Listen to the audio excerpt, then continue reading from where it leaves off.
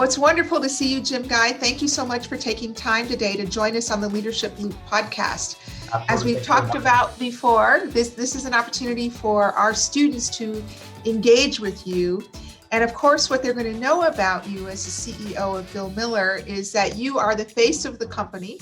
And a lot of our students think you probably were born ready to be CEO of Bill Miller's, and what an ambitious job that is. So let's start by telling us a little bit about your background. Where'd you grow up? Where'd you go to school? Well, thank you, Dr. Matson, for asking me to join. It's an honor and a pleasure.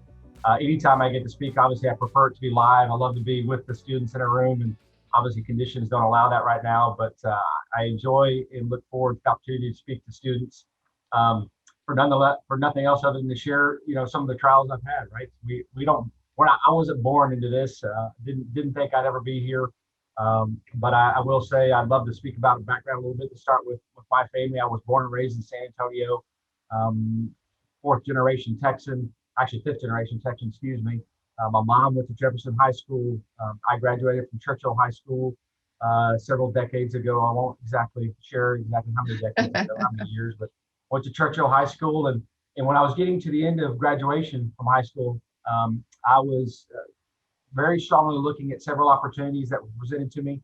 I played high school sports, loved sports still today, and I had an opportunity to play football at West Point, and I had some opportunities to play baseball as well.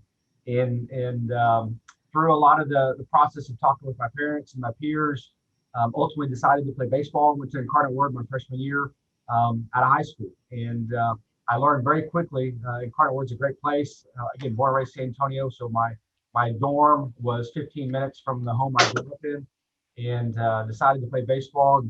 And it was a different experience than I was used to in high school. I got to play a lot, but it wasn't the same fun category that I put it in for high school sports. And during that freshman year in November, I was able to visit Texas A&M in College Station, and went up there to see the bonfire, as you know that tradition, and visit some friends that were already enrolled in school up in College Station. And that experience immediately triggered something in me that I knew I wanted to be in College Station at Texas A&M. It was undeniable at that point that that's where I wanted to go. Again, nobody in my family had ever been to A&M. Everybody was either a Baylor Bear or Texas Tech Red Raider. So I transferred after my freshman year, completed 1 year in Incarnate Word, and transferred to Texas A&M, kind of not knowing what that experience was going to be like. But so grateful that I did. My parents supported whatever I wanted to do, and they supported me going to A&M. And so very quickly on, after arriving at Texas A&M, I realized that the right decision had been made, and had a great experience at A&M. Just I wish I could tell you it was 4 years, but it was more than 4 years for me to get through the process. But being from San Antonio with a mom and dad who were very supportive. My mom was a stay-at-home mom. My dad was a dentist here in town. Had a couple of practices, and I was the youngest of 3 siblings. I had a lot of folks to lean on. I had a great experience, a great childhood, and a lot of support from my immediate family. And so when I arrived at A&M, I had all the tools. That I didn't have an excuse not to be successful, quite honestly. So they gave me a launch point to start at A&M, and that kind of started my career path of being an Aggie, and following on from that. So what was your freshman year like at College Station? Some of our students on the call today are freshmen. Some of them are seniors. Did you go in knowing exactly what you wanted to do, and boom, boom, boom, everything was perfect? I wish I could tell you had the best laid plans, but as an 18, 19-year-old, that's very tough to figure out. I'm not sure I know many students who are that age who really know exactly what their career path should look like or will look like. I arrived at A&M as a transfer, as already mentioned, not really knowing what degree plan I wanted to follow. I can tell you this, my freshman year, I was like, my dad's a dentist, well, I'll just be a dentist. I'll go pre-med, either go to medical school or dental school. Freshman biology, my first exam, changed that attitude very quickly.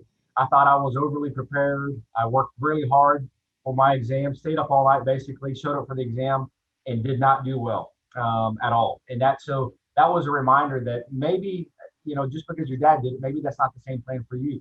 So I went through that realization of maybe the medical field's not calling me, to just a general business degree component ideology. I can tell you in my 5 years at A&M, I went through about including incarnate word, excuse me, let me back up.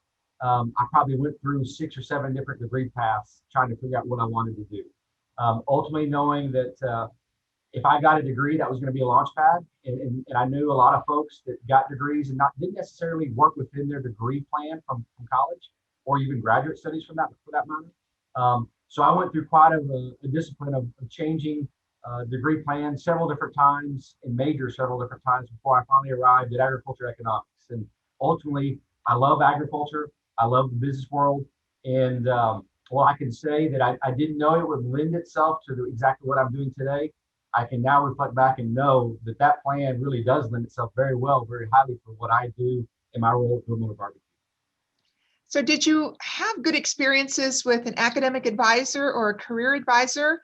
Did you find that to be helpful, or were you on your own when you were thinking about these pathways? Yeah, and let me answer that a couple different ways. First off, I was always actively involved. Again, I was an athlete my freshman year, decided not to pursue that anymore. I was involved in social clubs, but I also worked. My parents didn't require that I work. They wanted to show that I was proactive in getting good grades and working hard towards that. But I had an opportunity to have a job that was convenient, if you will, provided some extra spending money. One of those jobs, I was a property manager at the fourplex that I lived in College Station. So it discounted my rent a little bit, which was nice. Another one of the jobs that I had was a career path. I worked at one of the sorority houses. So if you're a young 19-year-old male and you get to be around young, pretty females, that's not a bad gig. Plus, I was paid for it. Plus, I got 3 meals a week out of the deal. So all those things said, I was very actively involved in a lot of different things. I had a lot of good friends around me that were already down there, already had a couple of years under their belt. I didn't necessarily follow an academic agenda with an advisor at that point early on. Later on, I did, especially when I was going through the interview process when I was about to graduate from A&M. But early on, it was really experiential. I was experiencing different things. I was learning different things and different degree plans. And so that kind of guided my path, whether I knew it or not. It guided my path ultimately to end up in the College of Agriculture, which I love. I absolutely love that department and have spoken with a lot of the folks that are still there today. So no, I can't point specifically to any one individual. I can point to specifically to experiences and a lot of the folks that I was around day in and day out. So did you ever do any internships? You talked a lot about work. Did you ever stumble upon an internship, and did that help shape anything that you were engaged in? I did. I had a couple professors that were impactful on me, and one of them suggested that I follow an internship the summer between my sophomore and junior year. And so I came back to San Antonio knowing I was going to take some summer school classes, but I interned at a commodities broker.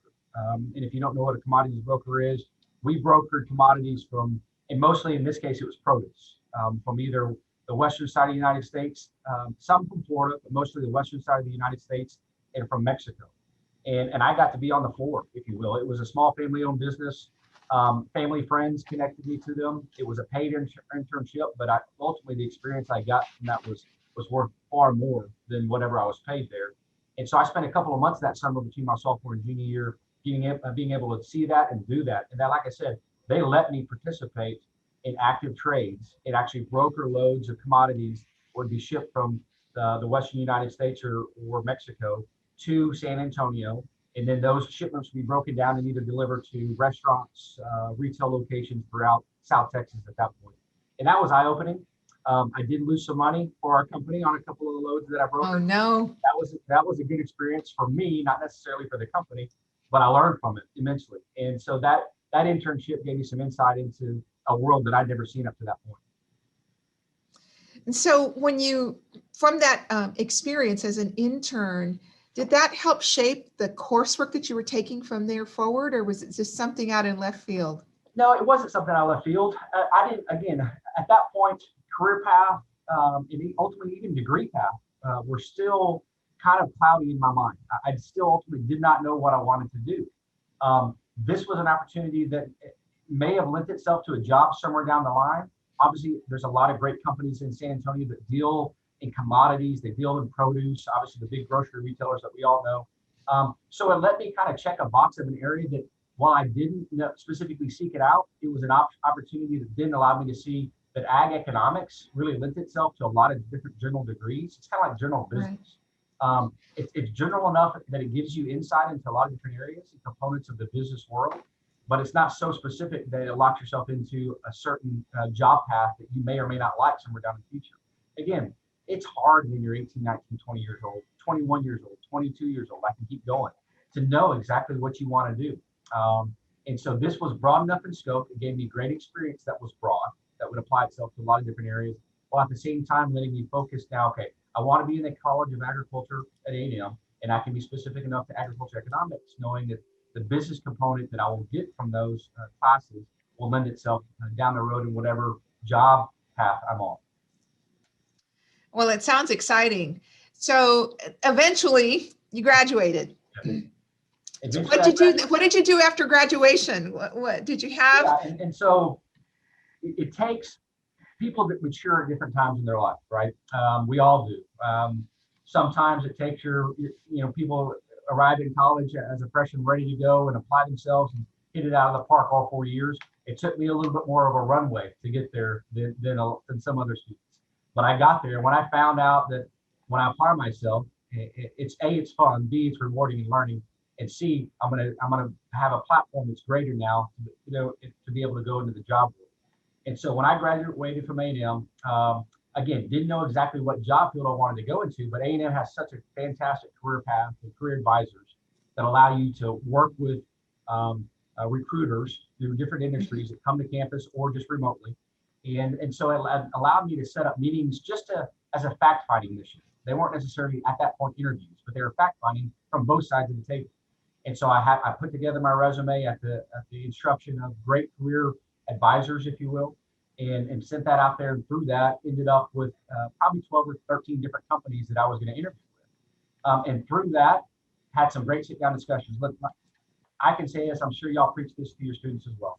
The more experience you get with sitting and telling people about yourself or learning about their company, you learn how to listen, you learn how to ask the right questions, and ultimately you learn how to finalize in detail what aspirations, what job requirements you're looking for at something.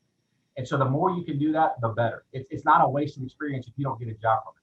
There's something to learn from every one of those discussions when you sit down with somebody that's been in the career field that you're seeking. And so I had a great experience with that. And through that process, it narrowed it down to several different companies, some locally based here in San Antonio. I knew I wanted to stay in Texas, generally speaking, South Texas specifically. And so through that process, narrowed it down to a couple different companies, and one of them was Southwestern Bell, SBC, AT&T as it's now known. My early days, it was Southwestern Bell. And I arrived there for a couple different reasons. A, it was they offered a training program that to me excited me. It's a rotational program. You get to spend some time in different areas of the business and learn and be exposed to that. B, they paid really well. So if I'm being fully transparent with the students and with you, I mean, it's nice to know that there was a pay package out there that exceeded my expectations. There was great benefits, there was great stock options, and there was a great salary attached to it. So through that process, I ended up accepting an offer at Southwestern Bell up in Austin, Texas, as an outside plant engineer of all things. You say, well, outside plant engineer, how does that have anything to do with ag economics? Exactly, yeah. Agriculture economics. And an outside plant engineer, it's an engineering title, but not in description beyond that. So my wife is an engineer, so she kind of takes offense to it, but we kind of joke about it back and forth. But so I was in charge of outside plant engineering for a certain small area of Austin, and had a great experience. I spent 4.5, 5 years there. Got to spend a lot of different times in different jobs and roles. Basically had 5 jobs in 5 years, if you want to call it that way. And so I got a lot of exposure to a lot of different things that I've never in my world imagined. At the same time, I got to tell you that I've always had an interest in real estate. Ever since I was in junior high, I was doing business pro formas, looking at real estate, and a lot of it had to do with agricultural real estate, ranches and farms and so forth, just from my background and my grandfather. Right. And so early on in my career, I still had that itch of real estate kind of jumping up. And so early on, I also had a conversation with another business leader here in San Antonio who had a real estate firm. And so he and I had ongoing conversations for several years. And when I was up in Austin, still working for Southwestern Bell, he had reached out to me to kind of check my temperature to see what the interest level was in going into real estate. And at the time, again, had a great job. I really enjoyed it, paid really well, good benefits, and I was married at this point. And so the timing wasn't right for anything, but at the same time, I was working in outside plant engineering. What does that mean? That means you're designing infrastructure to serve new subdivisions, new retail developments, new hospitals, new apartments, those kind of things. So the whole time I'm there learning, what I indirectly didn't know was going to lend itself to a real estate career immediately after my telecommunications career. So I learned a great deal that then was a launch pad for me to, a couple years later, to take a career path that led me into real estate, which ultimately I spent 10 years in, as you know. It's always really interesting to what looks the best on graduation day or around that time, like you suggested, around the importance of being able to talk about yourself, which is Sure. often uncomfortable for most people, especially young professionals who are just graduating from college. But I truly recognize, and I think I had some of the same experiences of going to work for someone who paid you the most. Right. When you have options in front of you, they tell me that students don't make those choices as much these days, but I don't know if I believe that. So it's somewhat reaffirming to hear you say part of this was about, hey, this was the bottom line. Absolutely. I needed to make the most money I could make.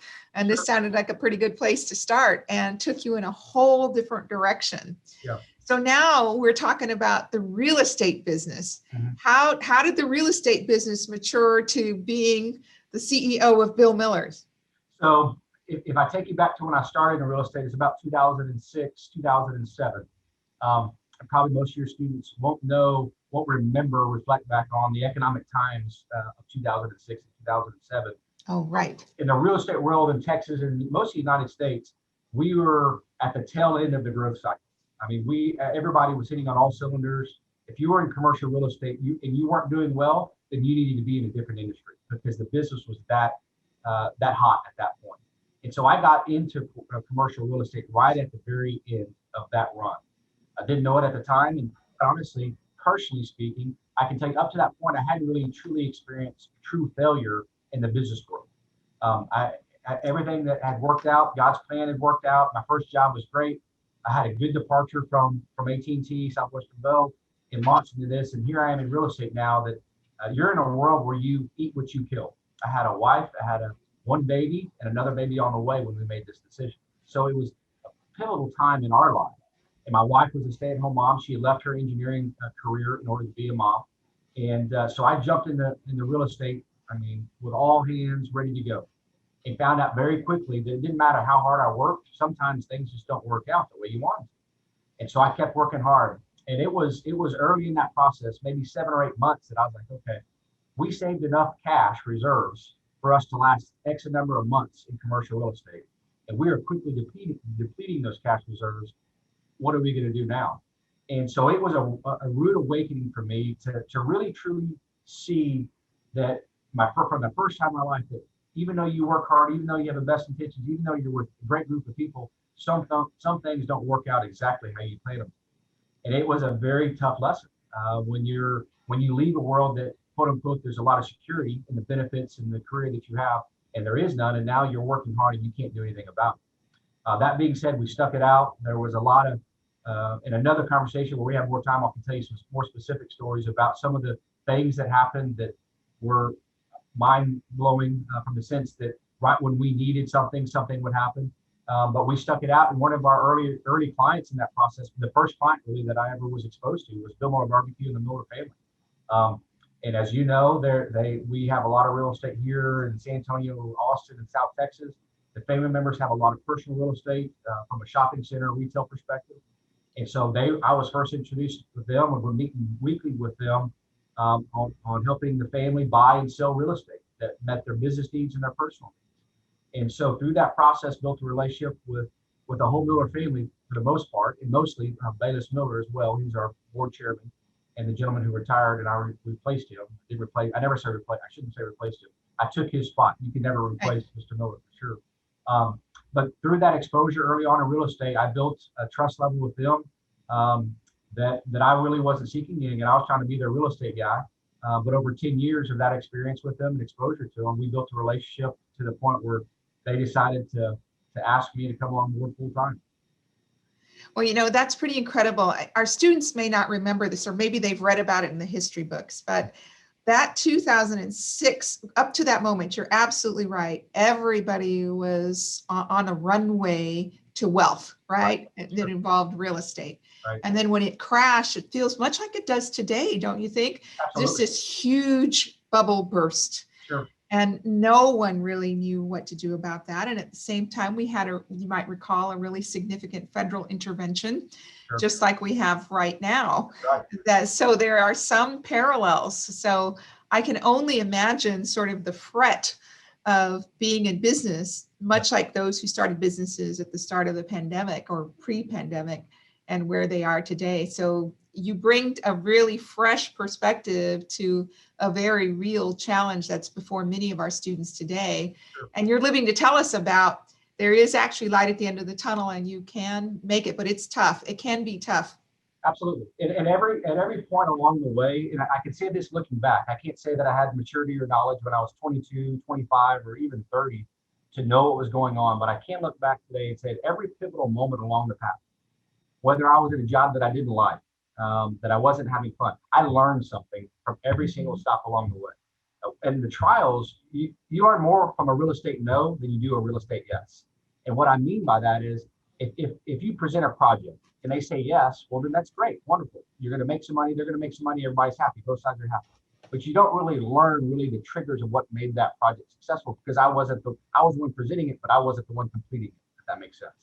From a no, it gives you the opportunity to go back and say, well, help me understand why this doesn't work. And then from that, you learn, okay, what's the next project going to take to get across the finish line to work? And I learned a great deal from all those trials. I learned a great deal from the financial stress that those trials bring. It's not fun, but I can say I've lived it. I know what it's like to not have money to buy groceries. I've been there. I bought that T-shirt again, and I've got mom and dad have done wonders for the three of us kids. But I was on my own, and so I know what that hunger feels like.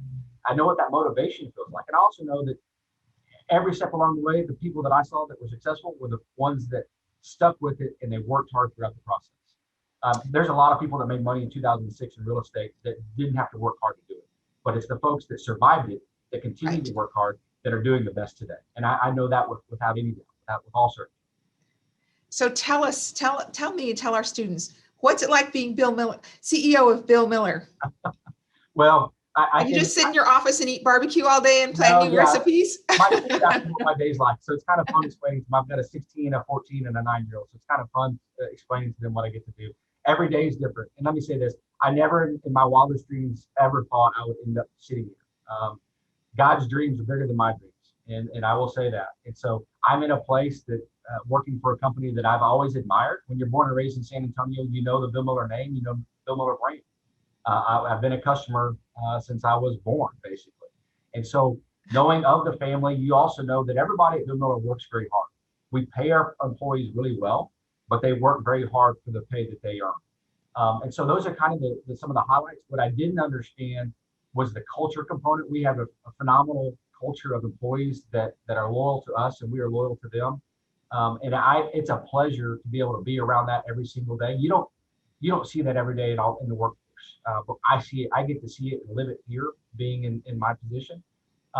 Today, for example, if you want to say what my day's like, I mean, we're negotiating contracts for brisket, chicken, commodities, dry goods. We're trying to figure out trucking and logistics issues that are coming up with a shortage of employees, or a cold spell, or a storm up the Northeast.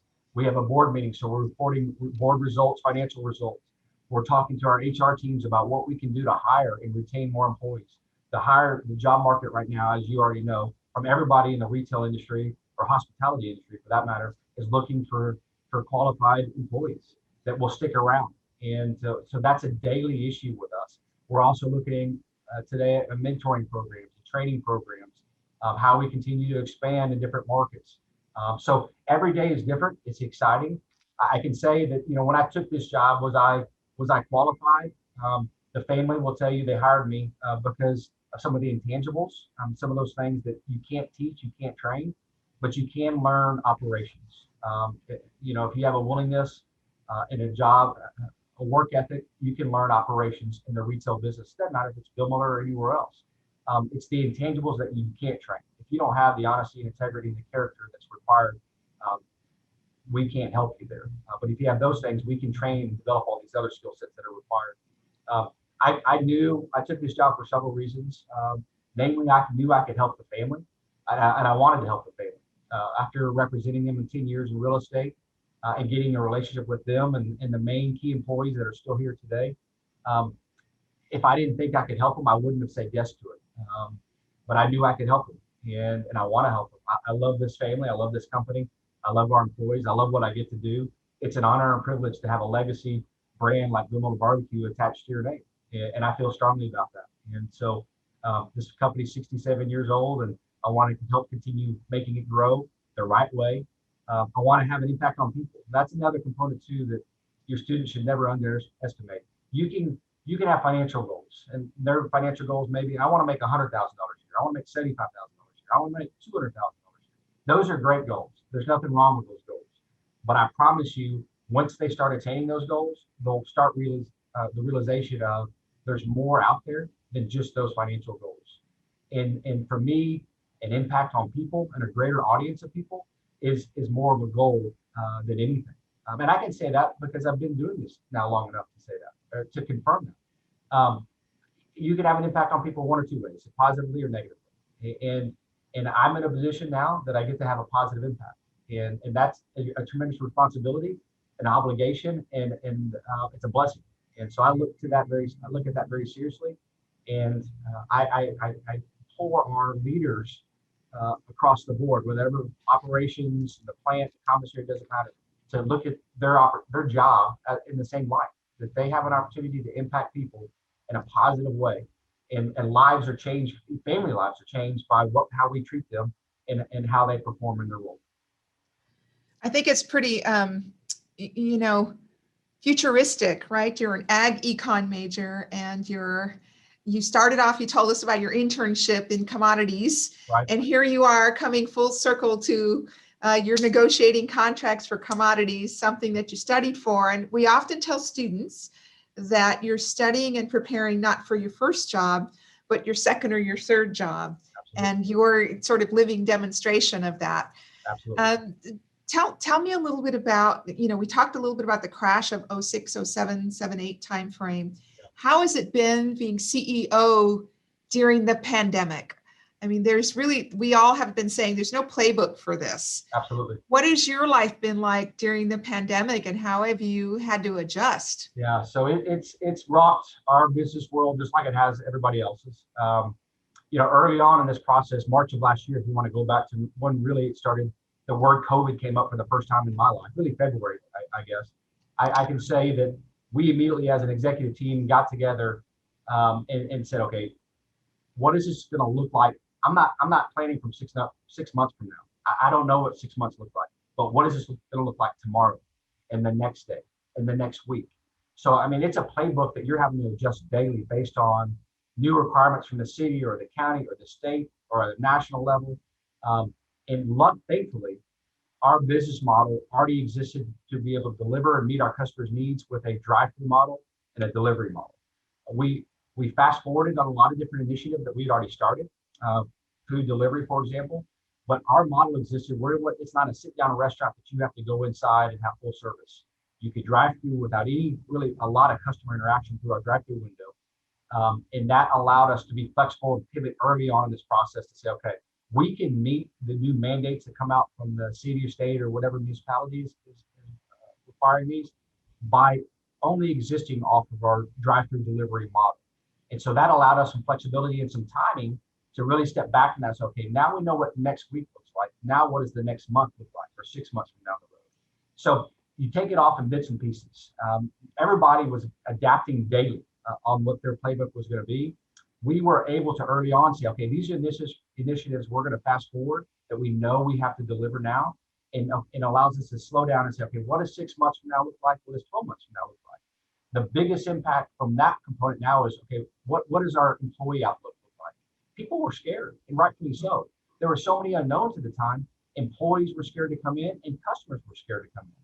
So we had to be hypersensitive and diligent about what the employee environment looked like. Because if you've been in our Bill Millers, we've got 14, 15 people back in the kitchen, shoulder to shoulder, working at a very fast pace in order to get out the volumes that we do.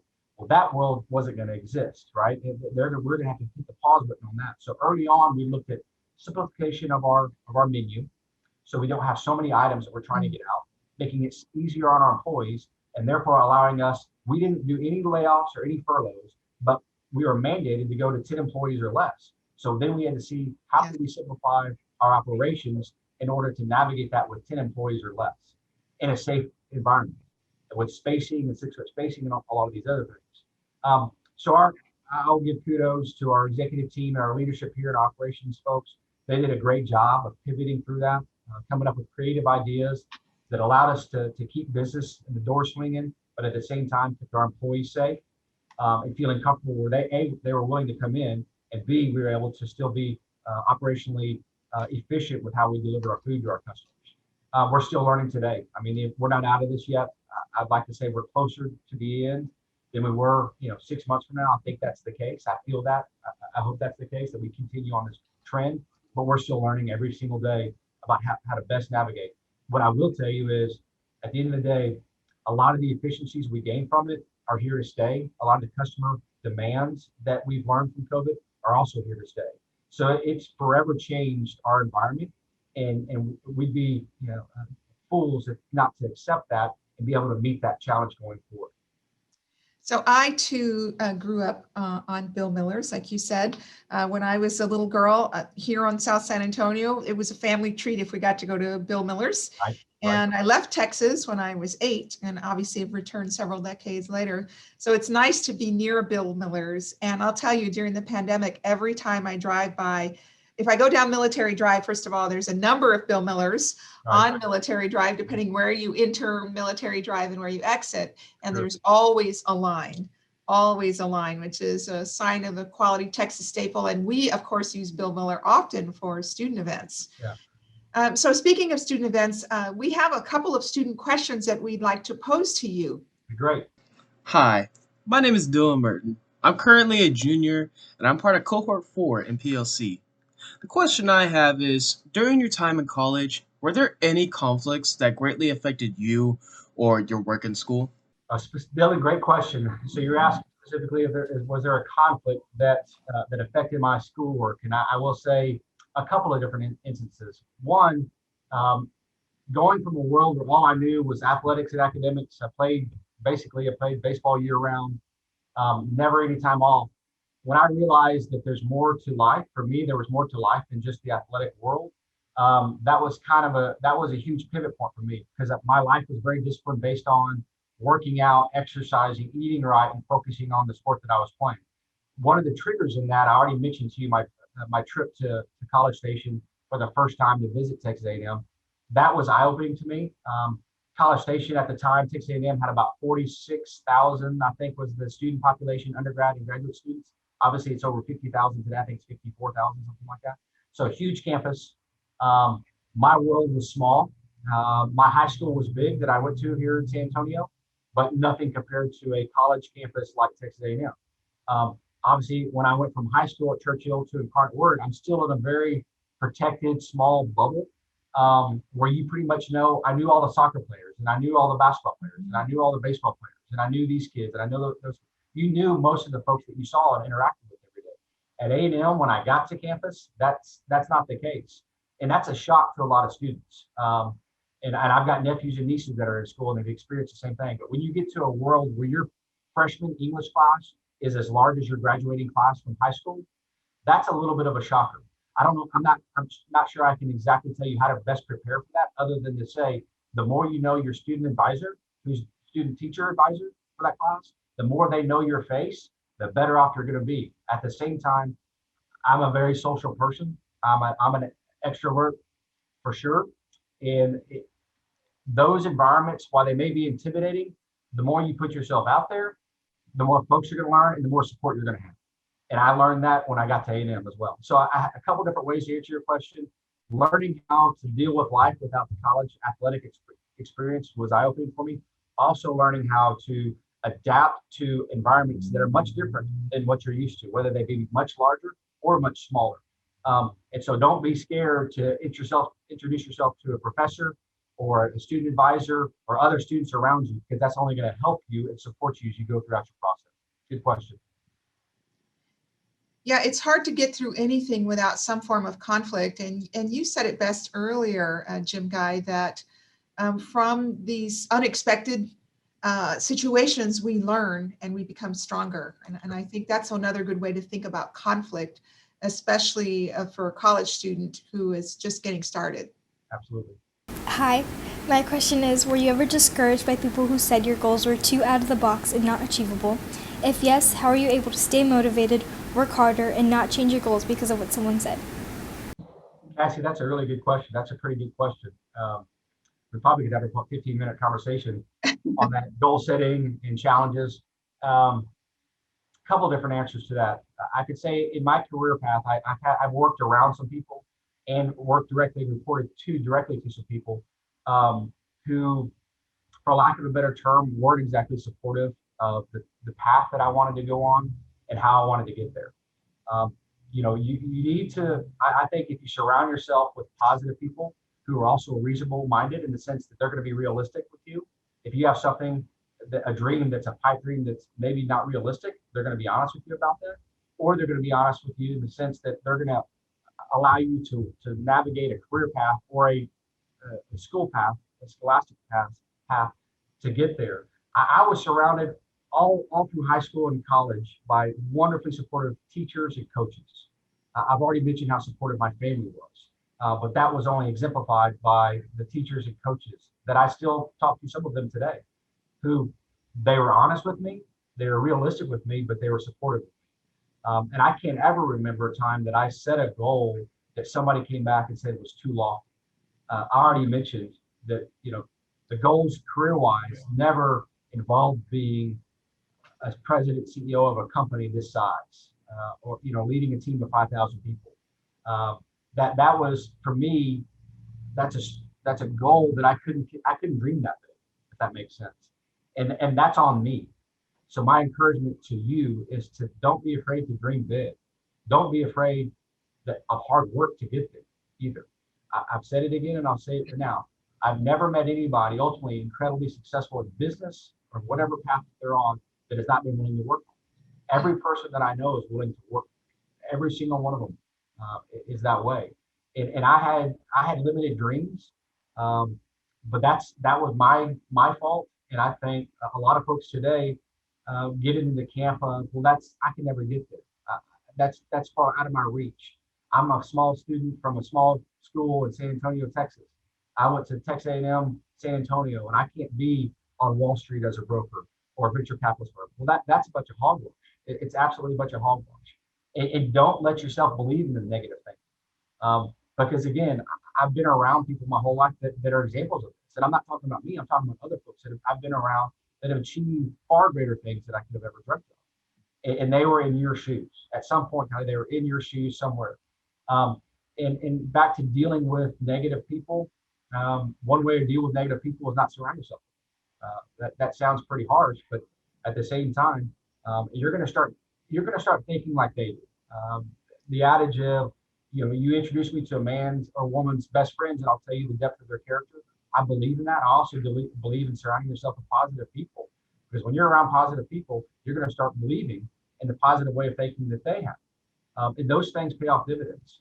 I've always been a positive person. I've been realistic, but I've also been positive. I'm a glass half full all the time kind of guy. But surround yourself with those kind of people. Surround yourself with people who you want to be more like for the right reasons, not because they make a bunch of money, but because they have the innate qualities that you want to have in yourself. And I think when you start thinking about those things like that, it goes back to finding a mentor. I had early on mentors. I have mentors now, and I have several of them, not just one or two of them. And so the more you can surround yourself with those mentors, they're going to help you create a mindset that you don't venture from, that allows you to see success differently. Are you seeing it? Or are you envisioning it? It's kind of two different things. You may see a negative situation, but if you envision it in a positive way, you can have an impact and a change on that. And I'm big on that kind of thinking. I'm big on that kind of mentality where you are surrounding yourself with the right-minded people that were going to help you be successful in whatever path you choose. I hope that answers your question, but that's a good conversation piece that you could, like I said, you could spend 10 or 15 minutes on easily. And Jim Guy, you said something earlier about how the world is different and how Bill Miller operates is going to be different after the pandemic. And I think for students right now, you and I probably can't even imagine the world that they're going to be leading now, because it's going to be different. Their experiences are going to make it different. Right. And so I couldn't agree with you more that you have to dream big, because we need those ideas to think differently about the world today. And you as students are that future. Sure. And your students today, I mean, their title is student. They may have a job outside of their classwork to help them pay for school, but their title, for lack of a better term, is student. That should never change. I say it, it's easy to say, but I'm learning stuff every single day from the people that I'm around. And so that lifelong learning never changes. And you know this, Dr. Matson. Yeah. But I'm around people and I'll say, wow, I never thought of something that way. Or I heard something new that I've never even realized before. That never changes. And the mindset of being open to that, because we all know, like you said, the world is changing every day. I don't know what 10 years looks like from now in the world of restaurants or delivery service, or put it whatever, fill in the blank. Right. And so a lifelong learning is going to prepare us for something that we don't even know is coming down the pipeline. Julie, do you have another question? That was the last one. If you wanted to start. Okay. Well, then let me close with a couple of thoughts, Jim. Okay. Guy. Can you tell our students why they should be thinking about Bill Miller as a career or as an internship opportunity? I mean, how much money can people make at Bill Miller? Great question. Obviously, I love to promote the brand and the name. If I wouldn't promote it and speak about it if I didn't believe it. I've said many times to anybody who's willing to listen that Bill Miller is the best first job. And I say that because being in the restaurant retail business, and my kids will tell you the same thing, all three of my children, will set you up and give you job skills that you won't get from a lot of other businesses. You learn how to deal with coworkers that have had a bad day. You learn how to deal with customers that have had a bad day. You also get to celebrate the highs with them too. A lot of folks come in to celebrate. A lot of employees come in to celebrate. You experience things in the retail restaurant world that are eye-opening and will set you up for whatever career path you want to pursue. We have stories after stories after stories of doctors or nurses or teachers in San Antonio that their first job was with Bill Miller. They were going to work for us for a summer, but a couple of things happened. A, we paid them really well. B, we trained them really well. And C, we have this thing called tuition reimbursement. And so when you can get support from your employer to help pay for your education, your continuing education, whatever that may be, you tend to spend more time with that employer in a loyalty system. And so we have folks that have spent 6 or 7 or 8 or 10 years getting their degree when they wanted to start off only just getting a first job with us. And they wanted to pursue being a nurse, and many of them have. And they're doing wonderful things, mostly in San Antonio and South Texas, in their career field that's something other than Bill Miller. But a vast majority of those students finish their degree and realize, you know what, that's a pretty good company. This is not just a job, this is a career now. And I tell this story all the time. We pay our folks well. I want to be known for treating our folks as well as we pay our folks. That's one of my motives going forward. I want that to be known throughout the city. We work really hard, and I'm proud of that. I'm not scared to say that. We work really hard, but we treat our folks really well and we pay them really well. And we have every single week I get to write these anniversary letters, service anniversary letters to our employees for 25 years and greater. When you say, well, why not 10? Why not 15? Honestly, because that's all I would do all day long is write anniversary cards. Because even 25, we have employees with us for 40 years, 45 years, 50 years across the board, both in the commissary, in the bakery, and in the restaurants. And so we take care of our employees. We work really hard together. It's fun, it's fast paced, and we pay really well. And I know so many families whose lives have been changed because of the background and the training they got at Bill Miller that was a launch pad either to a career at Bill Miller or to something else. And I think I used this analogy before. Back in, I guess it was maybe early 2000s, I went to a real estate symposium, and there was a guest speaker, and he was a professor at one of the local colleges. I won't say who and I won't say where, but he was talking about the Eagle Ford Shale oil and gas play down in South Texas. Yes. And his analogy was that right now you can have that student and he used South San High School as the example. He graduates from high school, he goes directly into the oil field, and he will be able to get a job and provide for his family for the rest of his career like he or she never dreamt of. And I thought, wow, that's interesting. This is back in 2000. Well, let's fast forward to 2021 now, and that's not the case. But I can say that that same analogy can be utilized at Bill Miller Barbecue. We can have families and children coming out of high school that start with us, that we support their education, we support their family, they work hard, we give them skill training and job training like they never dreamt of, and they can have a career that provides for their family like they never would have imagined. And I'm very proud to say that. And we're a growing brand. My goal in coming here was not to just stay status quo with what we're doing. Right. It's to continue to grow the brand and the footprint of Bill Miller Barbecue and Laguna Madre for that matter as well. And that means growing and expanding up 35. That means going south. That means going east. That means going west. So we have a lot of big plans. And I'm very proud of the team, the executive team we have here. We're pretty much, we promote within the majority of the time. Obviously, I'm an exception to that. But we are loyal to our folks, and our folks are loyal to us. And we are blessed with the culture that's been created by the Miller family way before me, and that we get to experience now. So that's my marketing message of the day, but I believe in it strongly. So I'll say to our students that I have personally met at Jim Guy's direction with his HR team. They're very interested in Texas A&M San Antonio students looking at their internship opportunities.